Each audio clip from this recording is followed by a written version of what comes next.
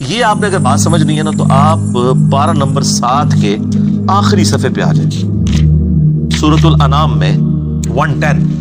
ہم پھیر دیتے ہیں ان کے دلوں کو اور ان کی آنکھوں کو، عقل اور ان کی آنکھوں کو، کہ وہ حق بات قبول نہ کریں۔ حق سے اللہ فرماتا ہے کہ میں ان کو حق سے اندھا کر دیتا ہوں۔ کما لم یؤمنوا بہ اول مرہ، جس طرح کہ انہوں نے بھی تو پہلی دفعہ جب ان کے اوپر حق کھلا تھا انہوں نے ایمان لانے سے روگردانی کی تھی نا، اب یہ چاہیں گے بھی نا تو میں ان کو اسلام کی طرف نہیں آنے دوں۔ وَنَذَرُهُمْ فِي طُغْيَانِهِمْ يَعْمَهُونَ، اور میں ان کو چھوڑ دوں گا اپنی سرکشی میں بھٹکتے پھرے۔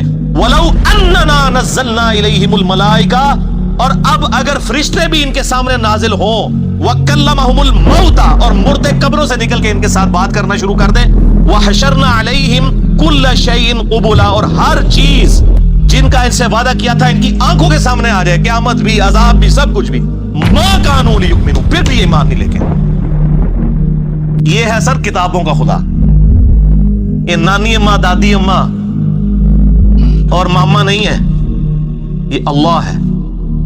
اتنی سختی ہے کہ فرشتے بھی، اب مجھے پتا ہے کسی سے مردہ نکل کے قبر سے کہے کہ میری تو پینٹی لگ گئی ہے، آپ کو تو پوری زندگی نیند نہیں آنی ہے، لیکن اللہ فرما رہا ہے پھر بھی یہ مان نہیں لے گئے، کر لو جو کر، یہ اللہ کہہ رہا ہے۔ آمین۔ الا ان یشاء اللہ، ہاں اگر اللہ ہی چاہے زبردستی کسی کو اس طریقے سے ہدایت دے دے وہ الگ بات، ولیکن اکثرهم یجہلون، لیکن اکثر لوگ جہالت کا شکار ہیں، وہ اپنی وشفل تھنکنگز کے اندر، امانیہم جنہیں کہا گیا وہ ان میں پھر رہے پھرتے رہے۔ اللہ تعالیٰ اپنے معاملات میں بہت سخت ہے میرے بھائیوں، اللہ کو سیریس لینے کی ضرورت ہے۔ ظاہر ہے اس کائنات کی ایک ہی حقیقت ہے، وہ اللہ ہے، اگر اس کو کوئی سیریس نہیں لیتا تو اللہ تعالیٰ کے لیے کیا ہے؟ وہ تو اپنے نبی سے 3 دفعہ قرآن میں کہلوا رہا ہے، قل انی اخاف ان عصیت ربی عذاب یوم عظیم، اے نبی تم فرما دو کہ بالفرض اگر میں بھی اپنے رب کی نافرمانی کروں تو مجھے خود اس بات کا ڈر لگا ہے کہ بڑے دن کا عذاب مجھے بھی آ پکڑے گا۔ جی سورۃ الانعام، سورہ یونس، سورہ الزمر، 3 سورتوں میں یہ ایک آیت 3 دفعہ آئی ہے۔ آپ مجھے بتائیں جو آپ کو کہتے ہیں جناب ہم بخشوا لیں گے، ہم اپنے مریدوں کو لے جائیں گے، اور تو انہوں کھنگن نہیں دینا کسی نے ہوتے، تو یہ اس لیے کہ نہ انہوں نے خود قرآن پڑھا ہوا ہے اور نہ آپ کو پڑھنے دیں گے ورنہ آپ کا دماغ کھل جائے۔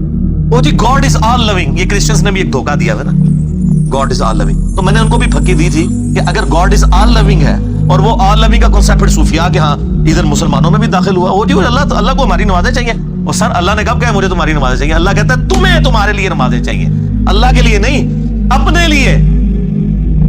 گاڈ از آل لونگ، او آل لونگ اس کے لیے ہے جو اس کا بندہ بن جائے گا، باقی کے لیے نہیں۔ تو پھر میں نے ان کو دنیاوی طور پہ ایک الزامی جواب، اینٹی وینم پھکی دی ہے کہ بتاؤ تمہارے دشمن کی بھی بیوی ہو اگر کوئی اور اس کے چھوٹے چھوٹے 4 بچے ہوں، کیا تم اپنے دشمن کے لیے خواہش رکھو گے کہ اس کی بیوی چھوٹے چھوٹے 4 بچے چھوڑ کے مر جائے اور اس کے بچے سوتیلی ماں کے ہاتھوں پٹتے رہے، ان کے مینٹل ماڈلز تک بدل جائیں؟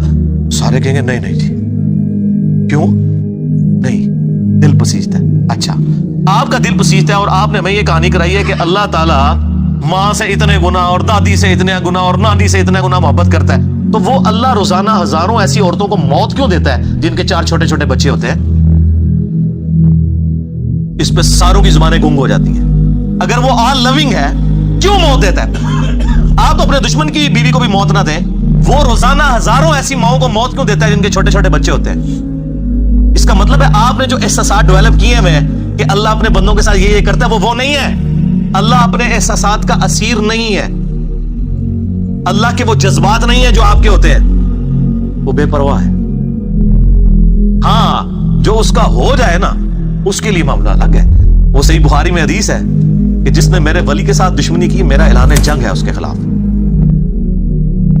اور انسان میرا قرب نہیں حاصل کرتا مگر فرائض کے ذریعے اور نوافل پہ استقامت کے ذریعے اس لیول پہ پہنچ جاتا ہے کہ میں اس کے ہاتھ بن جاتا ہوں جس سے وہ پکڑتا ہے، میں اس کے کان بن جاتا ہوں جس سے وہ سنتا ہے، میں اس کی آنکھیں بن جاتا ہوں جس سے وہ دیکھتا ہے، میں اس کے پاؤں بن جاتا ہوں جس سے وہ چلتا ہے۔ اچھا ادھر ہی حدیث روک دیتے ہیں صوفیاء اور وہ کہتے ہیں وہ خود ہی خدا بن گیا، ایتھو ہاتھ پائے گا انجو ہو جائے گا۔ وہ آگے پڑھو کیا لکھا ہوا ہے، وہ جب اپنے دشمن کے اگینسٹ مجھ سے پناہ طلب کرتا ہے میں اسے پناہ عطا کرتا ہوں۔ اگر وہ اللہ ہی سے پناہ طلب کر رہا ہے تو وہ پھر ہاتھ مار رہے جو تو نا یہ ہاتھ بن جاتا ہوں، پاؤں بن جاتا ہوں، کان بن جاتا ہوں، اس سے مراد یہ کہ اس کا اوڑھنا بچھونا پھر میں ہی بن جاتا ہوں. قل ان صلاتی و نسکی و محیای و مماتی للہ رب العالمین. نبی تم فرما دو بے شک میری نماز، میری قربانی، میرا جینا، میرا مرنا سب اللہ کے لیے. اوڑھنا بچھونا اللہ بن جاتا ہے. اس حدیث کے آگے الفاظ ہیں اللہ تعالیٰ فرماتا ہے مجھے کبھی کسی معاملے میں ہچکچاہٹ نہیں ہوتی سوائے ایک معاملے کے کہ جب مجھے اپنے کسی مومن بندے کو موت دینی پڑتی. اللہ کہتا ہے میں بھی اس پہ ریلیکٹڈ ہوتا ہوں. کیوں؟ میرا بندہ موت کو ناپسند کرتا ہے. ظاہر ہے موت تو کسی کو بھی پسند نہیں ہے. انسان زندہ رہنا چاہتا ہے اور یہ اللہ نے انسان کی کوالٹی رکھی ہے کہ اسے زندہ رہنے کی خواہش ہے. اسی لیے اولیاء اللہ بھی جب خطاب کر رہے ہو نا وہاں پہ اسپیکر پھٹ جائے تو وہ بھی یوں کر جاتے ہیں لا حول علیہم ولا هم یحزنون. کیوں کرتے ہیں؟ یہ نیچرل اللہ نے رکھا ہوا ہے. موت تو اللہ فرماتا ہے کہ میں بھی ریلیکٹڈ ہوتا ہوں. وہ اپنی موت کو ناپسند کر رہا ہوتا ہے اور میں اسے موت دے کے اپنے پاس لانا چاہتا ہوں. پھر کیا ہوتا ہے؟ پھر تو وہ قرآن پاک میں سورہ حمیم میں سجدہ میں ہے نا کہ ایسے لوگوں میں پھر فرشتے نازل ہوتے ہیں، ان کو بشارت دیتے ہیں موت کے وقت. اور پھر سنن نبی داؤد میں، سنن نسائی میں بڑی ڈیٹیلڈ احادیث ہیں کہ جب ایمان والے کی موت کا وقت قریب آتا ہے تو باقاعدہ اس کو آمادہ کیا جاتا ہے کہ وہ خود کہے کہ میں مرنا ہے. وہ جب سب کچھ دیکھتا ہے وہ کہتا ہے ٹھیک ہے جان دو. پہلے نہیں کہتا جان دو. بڑا مشکل کام ہے. پہلے کہنا کہ جان دو تو حضرت موسیٰ علیہ السلام تھپڑ کیوں مارتے ہیں اسرائیل کو؟ میرا وہ بھی کلپ چڑھا ہے نا بخاری مسلم میں حدیث ہے جو. تو یہ بہت سینسٹیو ایشو ہے. اللہ تعالیٰ کے بارے میں آپ اپنے دماغ کھول لیں یا آپ وہ کتاب کھول رہے ہیں جو بابوں کی لکھی ہوئی نہیں ہے کتاب. یہ اللہ کی نازل کردہ کتاب ہے. اس کو اسی طریقے سے سمجھنا ہے. شروع میں ہی آپ کا کانٹا نکل جائے گا تو آپ کو آگے قرآن سمجھنا آسان ہوگا. اللہ کے مزاج کو سمجھنا ہے آپ نے اور یہ دماغ میں بات طے کر لینی ہے کہ بابوں کا خدا اور ہے اور کتابوں کا خدا اور.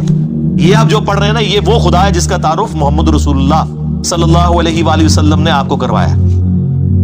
یہ وہ خدا ہے جس کا تعارف پیغمبروں نے کروایا اور پیغمبروں نے ان کتابوں کے ذریعے کروایا جو اللہ نے ان پہ نازل کی تھی.